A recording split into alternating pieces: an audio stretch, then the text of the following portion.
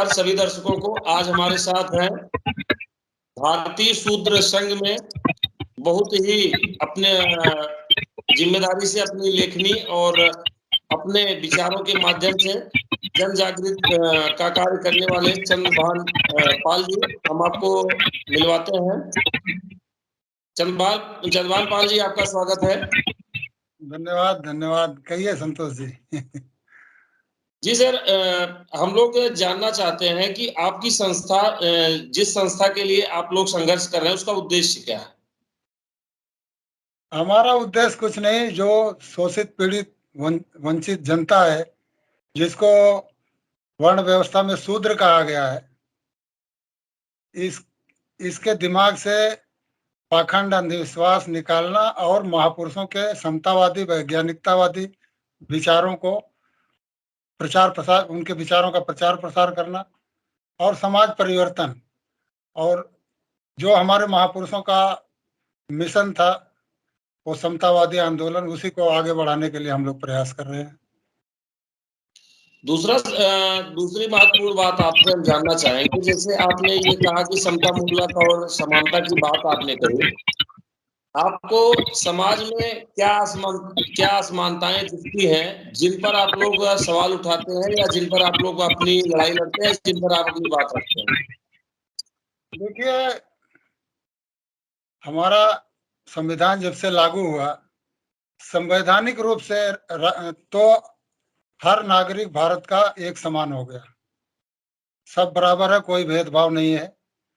और जो शैक्षणिक और सामाजिक रूप से पिछड़े हुए लोग थे, उनको आरक्षण देके उनको फिर से थोड़ा ऊपर लाने का प्रयास हुआ आरक्षण के माध्यम से। तो उनको आगे बढ़ाने का प्रयास होते रहा, लेकिन जो सामाजिक अपमान था वो उससे उनका पीछा नहीं छूटा। थोड़ी बहुत तरक्की हुई आर्थिक रूप से, कुछ लोग बहुत आगे भी गए, लेकिन वो जो सामाजिक भेदभाव वाला जो मानसिकता जो लोगों की, कुछ लोगों की जो है, उससे पीछा नहीं छूटा, वो लोग अपमानित होते रहे। तो हम लोगों ने यही सोचा कि महापुरुषों ने जो लड़ाई लड़ी है, उस लड़ाई को आगे बढ़ाया जाए, और वही बढ़ाने का काम हम लोग कर रहे हैं। महापुरुषों के विचारों का प्रचार प्रसार, उनकी किताबों का प्रचार प्रसार, उनके विचारों का, और भी जो उनका संघर्ष है, लोगों तक पहुंचाने का काम हम कर रहे हैं। आपने कहा कि सामाजिक सम्मान या सामाजिक अपमान की बात कही, तो किस तरह समाज में आज भी या पहले भी आपको क्या दिखता है? समाज में क्या ऐसा लगा कि मतलब इसकी जरूरत पड़ी? मतलब कौन सी असमानताएं या कौन सा सामाजिक सम्मान या कौन सी चीजें ऐसी लगी समाज में कि जहां आपको विभिन्नताएं नजर आई समाज में? नहीं, ये तो क्लियर बात है कि सबको पता है कि जो भी असमानता है, ये धार्मिक व्यवस्था जिसको कहते हैं, इस धार्मिक व्यवस्था से आई है। जो जिसको मनुवादी व्यवस्था कह सकते हैं, जिसको ब्राह्मणवादी व्यवस्था कह सकते हैं। तो यह व्यवस्था गैर बराबरी वाली व्यवस्था है, वर्ण व्यवस्था पे आधारित है, वर्ण आश्रम धर्म भी इसको कह भी सकते हैं। तो इसमें ब्राह्मण क्षत्रिय वैश्य शूद्र, ब्राह्मण क्षत्रिय वैश्य, उस ये सब क्लियर है, ये स्पष्ट है। लेकिन शूद्र नहीं है।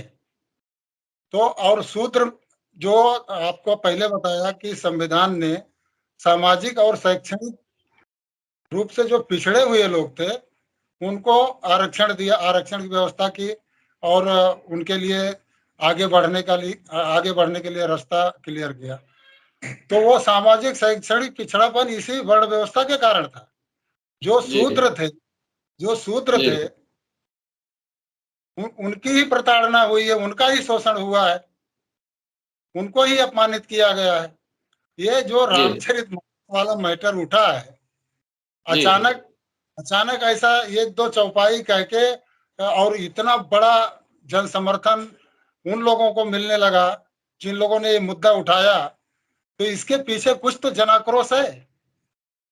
नहीं, रामचरितमानस के मुद्दे पर आते हैं। रामचरितमानस की एक दो चौपाइयां और उनमें जो टिप्पणियां हैं उस पर हम बाद में आते हैं, लेकिन हम ये जानना चाहते हैं कि जैसे आपने आपके जैसे आपका जो संगठन है उसमें अभी तक जैसे होता यह है कि आप लोगों ने कहाँ तक जागरूकता या समाज के लिए किन किन चीजों के लिए आप लोगों ने कहाँ तक जागरूकता के लिए कार्य किया अभी तक? महापुरुषों की जयंती मनाते हैं, जी कैडर के माध्यम से जागरूकता फैलाते हैं, जी लोगों को इकट्ठा करते हैं, उनको कैडर देते हैं, उनको जी समझाते हैं ये ये समतावादी व्यवस्था है हमारे महापुरुषों की, और ये विषमतावादी व्यवस्था है जी जिसको धर्म का एक आवरण दे दिया गया है। ये सामाजिक व्यवस्था है, इसमें कुछ लोगों को मान सम्मान मिलता है और बहुत बड़ी आबादी को अपमान झेलना पड़ता है। जी कुछ लोगों को सब कुछ मिलता है, मान सम्मान धन संपत्ति सब कुछ मिलता है, और कुछ जी लोगों को मान सम्मान के बजाय अपमान मिलता है और धन संपत्ति भी चली जाती है।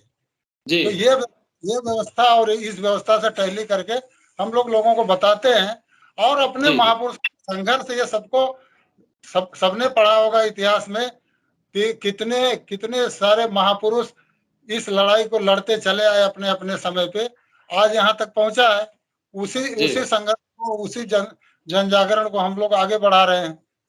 जी आपको पता ही होगा कि अभी महात्मा ज्योतिबा फुले, उनकी कहानी आपने सुना होगा कि कैसे कैसे उन्होंने शूद्र अतिशूद्र कहा था उस समय। संविधान में जी SC ST OBC कहा गया, जी संविधान में SC ST OBC, और महात्मा ज्योतिबा फुले जी शूद्र इसी समाज को कहते थे। और जी इन लोगों को ही शिक्षा की व्यवस्था की है। अंग्रेजों को सबको शिक्षा मिले, इसके लिए कानून बनाना पड़ा। तो वो सदियों से चलते आ रहा है। अच्छा सर, उसी एक चीज पर मैं टिप्पणी चाहूंगा कि जैसे आपने कहा कि धर्म की बात कही, तो अभी के लिए जैसे कि हिंदू धर्म की जो वर्ण व्यवस्था है उसको आप कहाँ तक मानते हैं और ईश्वर को कहाँ तक मानते हैं, इस पर मैं आपकी टिप्पणी चाहूंगा। मतलब भगवान को मानते हैं कि नहीं मानते हैं? देखिए, सही सवाल कहा आपने। यही सारी समस्या की जड़ यही भगवान ही है।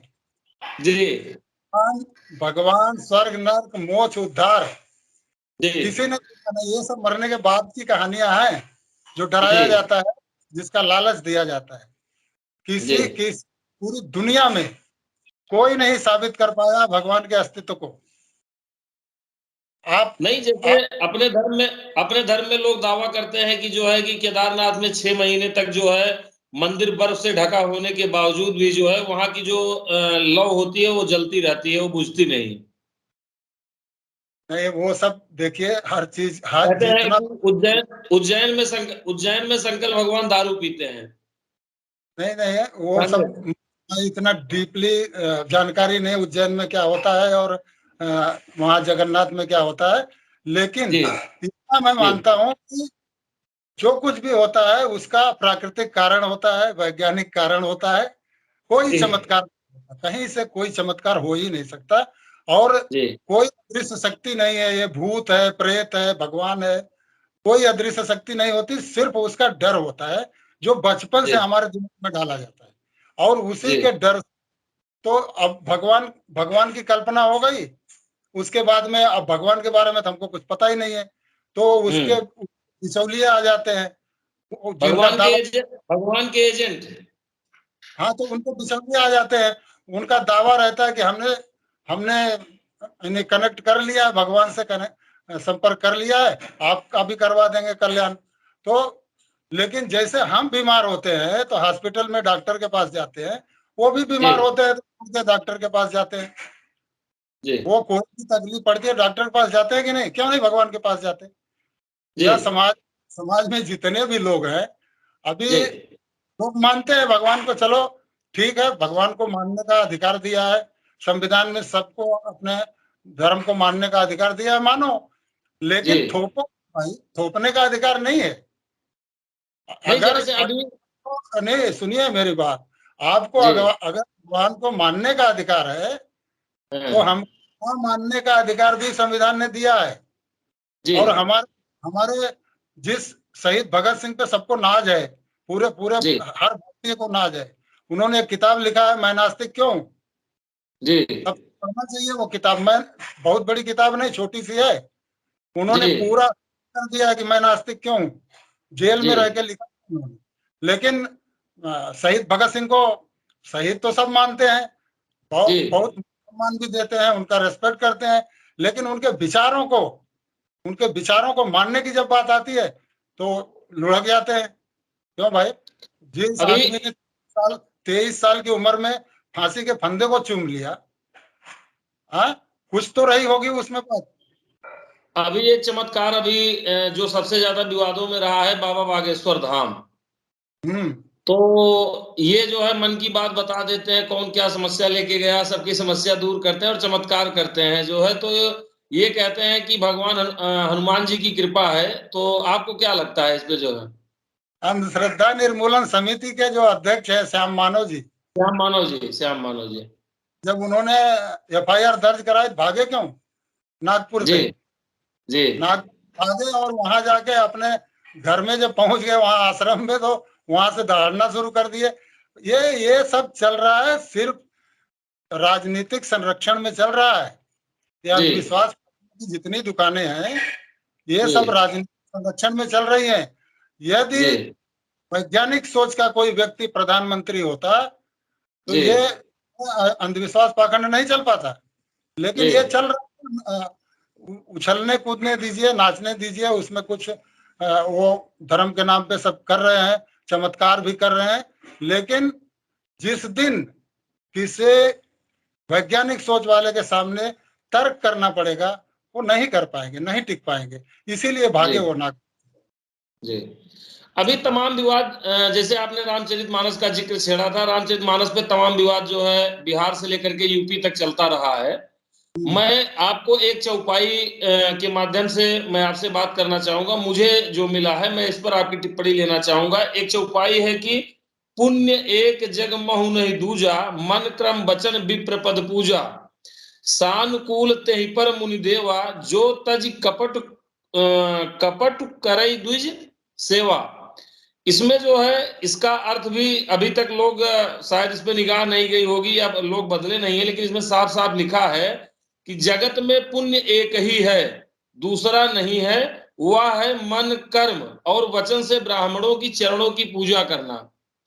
जो कपट का त्याग करके ब्राह्मणों की सेवा करता है, उस पर मुनि और देवता प्रसन्न रहते हैं। इस पर आप क्या कहना चाहेंगे? बात हो रही थी, जी ये एक चौपाई नहीं, उसमें बहुत सारी चौपाइयां यही है जी कि सब कुछ करके ब्राह्मण की पूजा करो, ब्राह्मण को दान दो, उनको मान सम्मान दो। जी और शूद्र के लिए अपमान भरा सब, बहुत सारी चौपाइयां अपमान भरी चौपाइयां हैं। नारी के जी लिए तो एकदम हद कर दिया है। तो जी ये सब, ये जितने लोग चिल्ला रहे हैं, जी पक्ष में चिल्ला रहे हैं, जी देख लीजिए किसी भी पार्टी के लीडर हैं, अगर वो जी अ, इसके पक्ष में है तो कुछ वर्ग के हैं, वो आपको पता है, सब ब्राह्मण ही चिल्ला रहे हैं। क्यों जी चिल्ला रहे हो? हाँ, जी आपको मान सम्मान चाहिए, आपको सर्वश्रेष्ठता आपको चाहिए, तो वो ये ग्रंथ आपको देता है, आप उसको धर्म ग्रंथ स्टेब्लिश कर दिए। जी लेकिन हम अपमान करता है तो हम क्यों ढोए भाई? जी नारी का अपमान करता है, शूद्रों का अपमान करता है, तो हम हमारे ऊपर क्यों थोप रहे हो? जी हम अखंड रामायण का पाठ करें, वो जी हमारे लिए तो है। जी वो हाँ, आपको महिमा मंडित करती है, आपको जी सर्वश्रेष्ठ बताती है, पूजनीय बताती है। तो आप अपने घर पे आप आपस में पूज लीजिए, हम नहीं पूजेंगे भाई। हमको जी तो अब संविधान ने समानता का अधिकार दिया है और समता मूलक समाज हमको बनाना है, उसी रास्ते पे हम आगे बढ़ रहे हैं, और ये हमारा अधिकार है। नीच बनाए जी रखने का अधिकार किसी को नहीं है। जी और नीच बनाने वाली व्यवस्था को तुम धर्म मानो, हम नहीं मानते। जी। हाँ, चलिए ठीक है सर, काफी चीजें हैं और भी बातें की जाएंगी, लेकिन समाज के लिए आप क्या कहना चाहेंगे? आप अपने चाहने वाले लोगों को और जिनसे जुड़ करके जागरूकता की बातें करनी है, हम चाहेंगे कि आप उनको जो भी संदेश देना चाहते हैं वीडियो के माध्यम से आप उन तक हमारे चैनल के माध्यम से अपनी बात रखें कि क्या चाहते हैं, कैसा समाज चाहते हैं अपने लोगों के लिए, आप 2 शब्द कहें सर। देखिए, शूद्र समाज जो SC ST OBC है, महिलाओं को भी शूद्र ही माना गया है इनकी वर्ण व्यवस्था में। जी। उनसे मेरा एक ही कहना है कि आप इस लड़ाई को समझिए। जी। ये समतावाद और विषमतावाद के बीच की लड़ाई है। जी। अंधश्रद्धा, अंधविश्वास और वैज्ञानिकतावाद के बीच की लड़ाई है। जी। नैतिकता और अनैतिकता के बीच की लड़ाई है। ये इस लड़ाई को जिन महापुरुषों ने आगे बढ़ाया, उन महापुरुषों के बताए रास्ते को आप लोग पकड़िए, जी। और जिन लोगों ने इस साजिश को आगे बढ़ाया उनको पहचानिए। जी। धर्म के नाम पे ये गैर बराबरी वाली व्यवस्था जी। कैसे खत्म होगी, इस पर विचार करिए। ये अपमान वाली व्यवस्था है। जी। समाज का आत्मसम्मान जगाना है, सबको बराबरी पर लाना है, तो जी। आपको कुछ नहीं करना है, सिर्फ थोड़ी देर बाद। जी। कोई कार्यक्रम करिए, कोई भी छोटा मोटा कार्यक्रम, चाहे बर्थडे का कार्यक्रम हो या शादी का कार्यक्रम हो या किसी भी किस्म का सामाजिक कार्यक्रम हो, 2 मिनट के ध्यान से शुरू करिए और संविधान की उद्देशिका जो प्रस्तावना होती है वो पढ़ के उसको समापन करिए, और महापुरुषों के कैलेंडर घर घर में लगाइए, महापुरुषों की फोटो लगाइए, महापुरुषों के विचारों की किताबें रखिए। फुले साहब, अम्बेडकर, पेरियार, इतने बड़े बड़े महापुरुष हमारे हुए हैं। डॉक्टर रामस्वरूप वर्मा, महाराज सिंह भारती, बाबू जगदेव प्रसाद कुशवाहा, पेरियार ललई सिंह यादव, कितने लोग हैं, कितने लोगों ने आप लोगों के लिए संघर्ष किया है। आप लोग इनकी किताबें लाइए, बच्चों को बर्थडे पर गिफ्ट दीजिए, और उसके बाद में जब वो पढ़ेंगे तो खुद ही आंखें खुल जाएंगी। आप किसी इस शिक्षा व्यवस्था के भरोसे मत रहिए कि बच्चा पढ़ लिख लेगा तो जागरूक नहीं होगा। जागरूक शिक्षित तो हो जाएगा लेकिन जागरूक नहीं हो पाएगा। जागरूक होने के लिए उनको ये एक्स्ट्रा डोज देना ही पड़ेगा।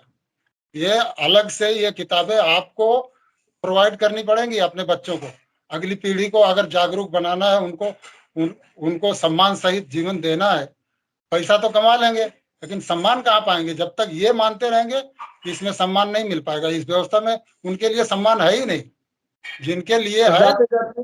जाते जाते सर एक चीज पर टिप्पणी मैं आपकी ओर चाहूंगा, और इसी के साथ हम अपना सेशन खत्म करेंगे, फिर मिलेंगे। एक सर, अभी अभी एकदम 2-3 दिन पहले का ही मामला है कि मोहन भागवत जी ने एक चीज स्पष्ट किया है कि जाति व्यवस्था जो है कि ये पंडितों की बनाई हुई है, मतलब भगवान की बनाई हुई या किसी धर्म की बनाई हुई है जाति व्यवस्था नहीं, पंडितों की बनाई हुई है। जो लोग अभी तक लोगों को शीर्ष और अपने आप को, जैसे शूद्र समाज में जिनको भी आप समझते होंगे, वो लोग अपने आप को नीचे मानते हुए उनको हमेशा पूजनीय माना गया है। इस पर आप लोगों को क्या कहना चाहेंगे? आपका इस पर क्या टिप्पणी या क्या विचार है आपका? अब देखिए, ये ज्ञान, अब मोहन भागवत जी RSS के सरसंचालक है, ये ज्ञान उनको आया कि ये भगवान ने नहीं, पंडितों ने बनाई है जी। तो भगवान से कैसे इनका संपर्क हो गया भाई? किसने बताया इनको कि भगवान ने नहीं, पंडितों ने बनाई है? और अब ये घबराहट है जो शोषित वंचित समाज है, जिसको शूद्र बना के आज तक ये लोग शासन करते आए हैं, वो जाग रहा है, जाग चुका है। अब वो इनके किसी दावे में आने वाला नहीं है। ये घबराहट अब भगवान को बचा रहे हैं। भगवान बचा रहेगा तो फिर से इनका सिस्टम लागू कर लेंगे किसी तरह से। तो ये बचा रहेगा तभी मानसिक गुलाम बना पाएंगे लोगों को। हाँ, अब लेकिन हम तो जानते हैं ना, हमारे महापुरुषों ने कहा है कि पहले जानो फिर मानो। और इन लोगों का विचारधारा क्या है कि कुछ मत जानो, सिर्फ हम जो कह रहे हैं वही मानो। नहीं मानो। धर्म गुरुओं का कहना ये होता है कि ईश्वर जानने का नहीं, मानने का विषय है। तो वही तो बात है, क्योंकि वो है ही नहीं ना जी। मान लेंगे तब उनके पीछे पीछे चलेंगे। कहाँ है भाई, दिखाओ हमको, हमारा कल्याण कराओ, गुरु जी जैसा आप कहोगे हम करेंगे। तो वही तो बात है। ईश्वर के अस्तित्व को आज तक कोई सिद्ध नहीं कर पाया। ईश्वर के ही नाम पे सब चल रहा है, जितना शोषण व्यवस्था चल रहा है सब। अच्छा आप बताइए, ईश्वर है, जी जगह छोटी छोटी बच्चियों का बलात्कार होता है, जी कहाँ रहता है ईश्वर? इतने सालों से सती व्यवस्था थी, सती प्रथा थी आप हमारे देश में, जी हजारों महिलाएं, लाखों महिलाएं जिंदा जला दी गई, भगवान कहाँ था? कभी आया किसी को बचाने के लिए? शूद्रों को इतने सालों से, सदियों से प्रताड़ित किया जा रहा है, शूद्रों की जी लड़ाई लड़ने के लिए कौन भगवान आया? कोई भगवान आया? किसी ने अवतार लिया? उसको, इसको शिक्षा क्यों नहीं दे रहे हो? इसको संपत्ति रखने क्यों नहीं दे रहे हो? इसको अपमानित क्यों कर रहे हो? कोई भगवान आया? जब हमारे लिए कोई भगवान आया ही नहीं, तो हम इन भगवानों का क्या करेंगे? क्या क्यों पूजा करें? तो सर जिसको एक चीज पर हाँ बोलिए। एक एक एक चीज पर सर मैं आपका और विचार और जानकारी लेना चाहूंगा। मैंने थोड़ा सा केवल पढ़ा है या थोड़ा सा केवल जाना है। मैं आपसे जानना चाहता हूं कि एक अपने ही समाज की एक बुराई सबसे बड़ी और इतिहास में थी कि देवदासी प्रथा। ये क्या थी? इस पर मैं आपका 1 मिनट में आपका विचार जानना चाहता हूँ। देवदासी प्रथा पे क्या कुछ बोलना चाहेंगे? क्या था ये चीज? अरे देवदासी प्रथा भी इसी इसी धार्मिक व्यवस्था की देन थी। मंदिरों जी में देवदासी रखी जाती थी, उस पे कानूनी रूप से प्रतिबंध है, फिर भी वो प्रथा आज भी मिल जाएगी आपको, दक्षिण भारत में जाके ढूंढेंगे जी तो वो मंदिरों में दान करवा लेते थे, और उसके बाद में भगवान से शादी करवा लेते थे, और वो सबको पता है उनके साथ में क्या होता था उन बच्चियों के साथ। कौन भगवान? भगवान कौन आते थे इनसे शादी करने के लिए? कौन से भगवान आते थे? जो मंदिरों में रहते थे जो अच्छा, मंदिर मूर्ति से मूर्ति से शादी हो जाती थी। मूर्ति से शादी हो जाती थी। अरे सोचिए, अरे बहुत बहुत कुछ बड़ा अत्याचार हुआ है, बड़ा अन्याय हुआ है, और आज समाज सब कुछ पढ़ रहा है। आज सोशल मीडिया का जमाना है, सब कुछ जानकारी मिल रही है, यूट्यूब पे चले जाइए, कहीं भी हर चीज की जानकारी मिल जाती है। तो लोगों के तन बदन में आग लग जाती है कि ये कौन सी जी जी व्यवस्था, जी कौन जी कौन कौन धर्म हम मान रहे हैं? इसमें जितने भगवान है, किसी देवदासी के लिए क्यों नहीं आया? जी और किसी देवदासी को बचाने क्यों नहीं आया? वो बेचारी छोटी छोटी बच्चियां चीखती चिल्लाती रही, और उनका जीवन बर्बाद कर दिया गया, लेकिन कोई भगवान नहीं आया। आज तक जी वो जारी, अभी किसी को, किसी पीड़ित को बचाने के लिए आता है? नहीं आता है। लेकिन जी भगवान के नाम पे इतना प्रचार, इतना धुआंधार, आजकल टीवी चैनलों पर भी देखिए कितना प्रचार होता है। जितने सीरियल बनते हैं, सब वही अंधविश्वास पाखंड बढ़ाने वाले बनते हैं। क्यों? अभी तो क्यों? सर नेपाल से बड़े बड़े पत्थर भी आ रहे हैं अयोध्या में मूर्ति के लिए, जो है कि गंडक नदी से, क्या नाम है, शालिग्राम पत्थर भी आ रहे हैं, मतलब ट्रकों में भर भर के। हाँ हाँ, वो तो प्रचार करेंगे ही ना। वो जी उनकी व्यवस्था को जो सूट करेगा, वो प्रचार करेंगे। उसी आधार पे तो आज आज सत्ता पे काबिज कैसे है? मंडल आयोग का जब आंदोलन चला, तो ये इन लोगों ने शुरू कर दिया, ये कमंडल आंदोलन, जी राम मंदिर आंदोलन। उसी समय तो अ, अपने इस पे इसको जोर जोर शोर से उठाया। क्यों? कि जी ओबीसी को अधिकार मिल रहा था, 27% आरक्षण मिला, ये भी इन लोगों को बर्दाश्त नहीं हुआ। जाति आधारित जनगणना नहीं कराया आज तक, 1931 में की हुई है, 1911 में हुई भी, तो वो भी सर्वे हुआ, वो भी जनगणना, जी राष्ट्रीय जनगणना में शामिल नहीं था, अलग से कराया, उसका भी आंकड़ा तक आज तक प्रकाशित नहीं किया। कारण यही है। तो ये जब जब जब हमारे अधिकार की बात होती है, तब तब जी ये धर्म को आगे कर देते हैं और हिंदू बना लेते हैं। और जी जब जब हम हिंदू बन के इनके साथ जुड़ जाते हैं, तो हमारे हक अधिकार हड़पते हैं। अभी जी अभी आपको पता होगा कि हम हमारे लोग कितने जज हैं, सर्च कर लीजिए, सुप्रीम कोर्ट से लेके हाई कोर्ट तक कितने जज हैं। जी ब्यूरोक्रेसी में हमारे कितने लोग हैं। जी शूद्र समाज, जिसको S C S T OBC में कैटेगराइज किया गया, S C S T OBC के कितने जज हैं? वाइस चांसलर कितने हैं? नहीं है सर, नहीं है, नहीं। नहीं देते। तो ये जो इनको सूट करता है हिंदू बनाने के लिए, वो उनको हिंदू बना लेंगे, और उसके बाद में सत्ता मिल जाएगी।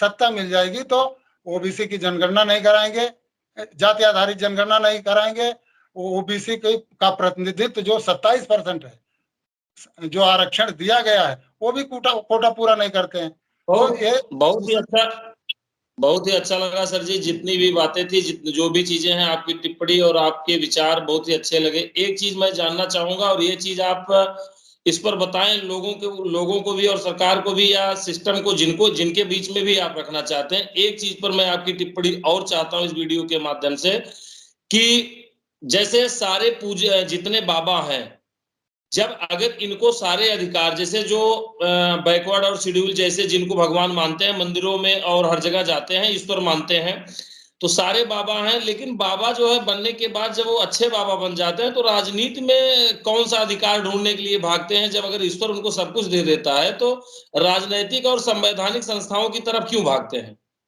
वो सब कुछ जानते हैं, जी उनको उनको सब पता है, असलियत पता है। वो जी तो अब उनका धंधा है, वो अपना कर रहे हैं, लोग जा रहे हैं, चढ़ावा चढ़ा रहे हैं और जी उनका आशीर्वाद ले रहे हैं। जी जो 10 रुपए नहीं कमाया मेहनत करके, वो करोड़ों जी अरबों में कमा रहा है बिना कुछ जी किए धरे, तो जी ऐसा धंधा कौन करना चाहेगा? तो वो करते जी हैं, लेकिन उसके बाद में इतनी संपत्ति आ जाती है, इतनी पावर आ जाती है, इतना राजनीतिक संरक्षण मिल जाता है कि वो भी राजनीति में उतर आता है। वो जी आएगा, वो करेगा ही, क्योंकि पता है कि इससे ज्यादा शक्ति कहाँ है, लोकतंत्र में शक्ति कहाँ है, जी सत्ता सत्ता में है। और वो जी शक्ति ढूंढ राजनीति में उतरते हैं। और हमारे लोग तो हिंदू बने बैठे हैं, उनको तो जी अधिकार चाहिए नहीं, जी उनको उनके बच्चों को नौकरी चाहिए नहीं, उनको तो बस घंटी बजाना है। और जी हिंदू बनकर मुसलमानों ने ये किया, मुसलमानों ने वो किया।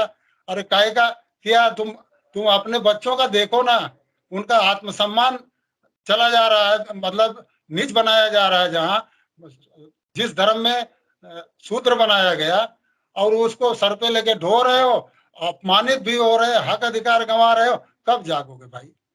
चलिए सर, अब बहुत बहुत धन्यवाद आपका चंदबान जी, आपको हमारे चैनल पर लोगों के लिए समय देने के लिए। फिर मिलेंगे किसी वीडियो में। नमस्कार, जय हिंद।